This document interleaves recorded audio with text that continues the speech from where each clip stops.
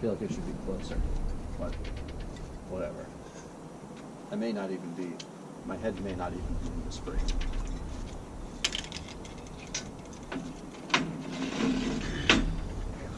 Hi everybody, it's me, Ned, and I have a special co-star bringing in star power for this one. You all know who this is. Action Bronson! Your very own recreation of Randy Savage. Now, have you ever seen Action Bronson? Yes. Yeah, Yes. yeah, okay, You yeah. think that I'm like him? No, but you're large and you have a beard. That's all. No, people don't know what the hell what's going on, or you can totally convince people you're Action Bronson. It'd be hilarious. I was a better cook. God. Significantly better cook than Action Bronson. All right, so this is Grenache Gris from Saint Chinian. Which of these is which? That's me. That's you. All right.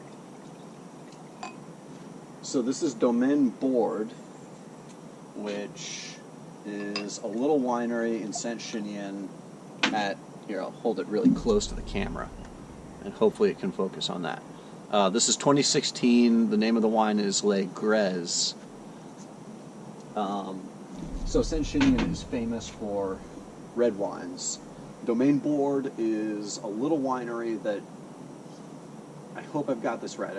I haven't read about this in years, but it's Philippe Bordes, and I believe he left and was like a plumber or something in Paris, and then came back, moved back to Saint Chinian, bought land that had some existing vineyards. It's a particularly high elevation up on some ridge in Saint Chinian, and he has a bunch of like 100-plus-year-old Carignan vines that are ungrafted, and I actually have that cuvee now.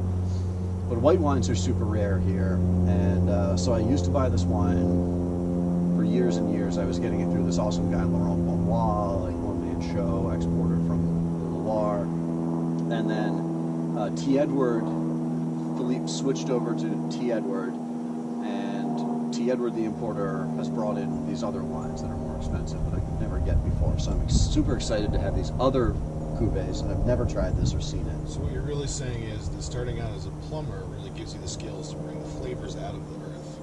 Exactly. Yeah. Yep. You got to know how to use a. I'm getting a little almost a natural wine kind of vibe. Very citrusy, almost a little. It's a little vibey. It's got some action in there. I think it's very appley smelling, like it. It does, yes. It has that. Yeah, it's like green. I'm getting ready for a very like fermenty taste. Mm-hmm. I mean, I hope it tastes fermenty. I hope it tastes like wine. I mean, would you classify this as one of your like natural wines? You know, This is a natural wine. Okay. This is grapes that were fermented with the wild yeast from the skins, and I don't know if he used any sulfur. He probably used some sulfur. Looking at this, he probably used a tiny bit of sulfur on bottling. It's going to taste it. Go for it. Don't let me stop you. You know.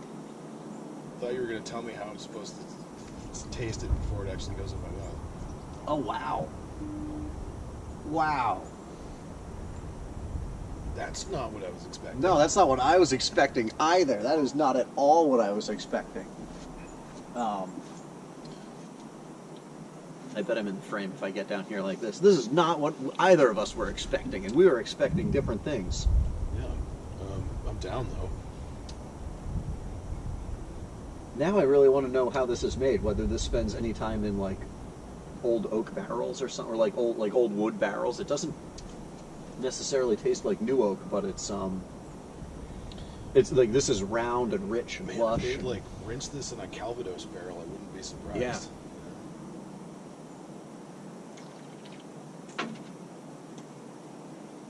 Yeah, it really fills your mouth, but it's not like fat or flabby. It's got acidity. There's a lot of fruit.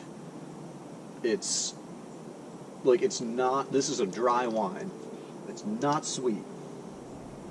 It's not puckering my mouth. It's not. But yeah, there might be a tiny, tiny little bit of residual sweetness so that it like it has that element going on too. That just makes it seem like juicier.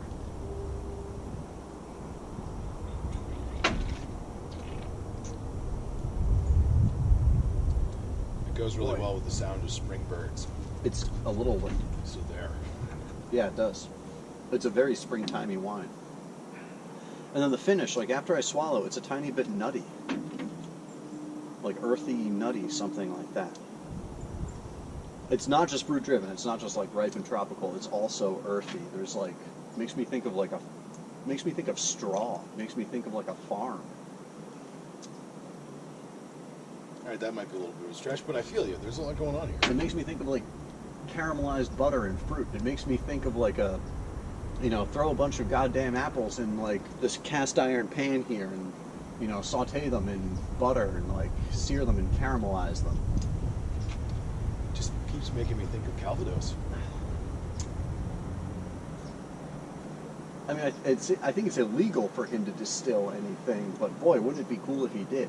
That would be a weapon. Marc, I forget how it's pronounced. Mar?